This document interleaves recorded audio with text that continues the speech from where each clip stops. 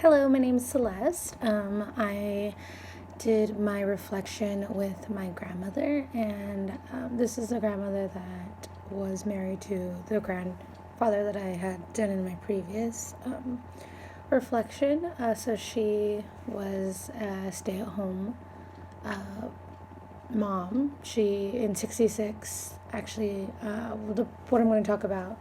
My mom was actually born in 1966, so my grandfather was already in Vietnam. He was drafted and he was put in there. And so I kind of wanted to ask her and see what she thought what was going on at home on her side, and like having my grandfather gone and being a new mom, being by herself, all that good stuff. So what specifically I'm going to talk about is about what Muhammad Ali, his perspective, and how I reflected back on like the video I had.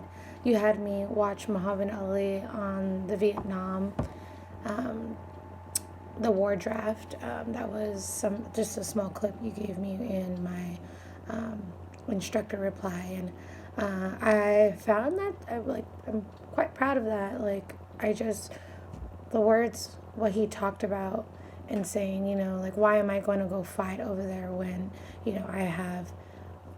I'm here in the States and you guys are not even accepting, not only my religious beliefs, but also because I don't want to be drafted. And, uh, Caucasian men weren't being drafted, and it was more ethnics being taken away, not taken away, but kind of like forced to have to fight this war when they don't even have they have injustice in the states still with colored people. So I had asked her. I had her watch the video, and how he said I don't have any personal quarrel with the Viet Congs. They never called him the N word. They never did anything to him. It was the white people who were the ones who were doing all this damage to him, and I was just very proud of how he said it, and what he thought about it, and yeah, it kind of made you think about it and be like, yeah, you're right. Why are we being pushed out there? Why are we doing this?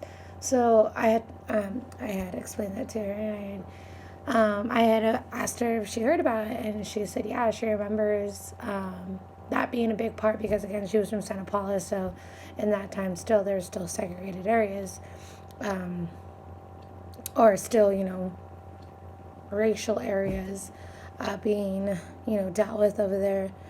And she says she remembers that, and that she was shocked because of how he handled himself, that he wasn't an educated person, though he saw himself and many other colored people being, you know, killed, slaughtered, even to fight for another country that, again, we don't have our own freedoms here. She remembers that being just like such a big topic. It was something people talked about always, during that time, and people were still being drafted. And she was like, I remember, race riots still happening over there in Fillmore and Santa Paula. She remembers it was just, it was such a different time. Um, and she does agree with me. She said that she is proud of that because at that time, there was still so much going on, that equality was still, far from even what it is to now, or what it was to now. So it's interesting to get that kind of thought, and to realize she was living that, and like look at my grandpa, he was in that, he was in there. It's kind of crazy because it's not that long ago. People think it was so long ago. No, it wasn't. I think my mom's in her late 50s now, so like that's just crazy that my mom was born into what was going on at that time, and it's just crazy when you look back on it.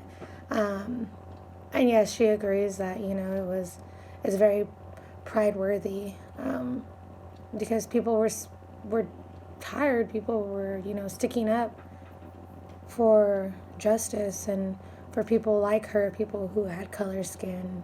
I can imagine, sometimes I go out and I feel, I feel a certain way, but I have to remember that can't be my ideal bubble.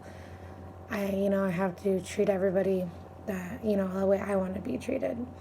I wasn't surprised by her remark, just because I know my grandma, like, she's very outspoken and, like, again, she's open to talking about, like, during that time, because of her and my grandpa it was a lot for both of them, and, like, for my grandpa was wounded, and that he still had a fight out there even after only being, he got shot in the leg, so only being, in the hospital for just maybe less than a month, they ended up sending him out again, so I couldn't imagine what she was feeling at that time, and, she just wanted her husband home, who wouldn't, it was an interesting talk. I love talking to my grandparents about these things because they lived through them, and again, we're not going to know anything about it unless we ask. So thank you again for giving me this opportunity.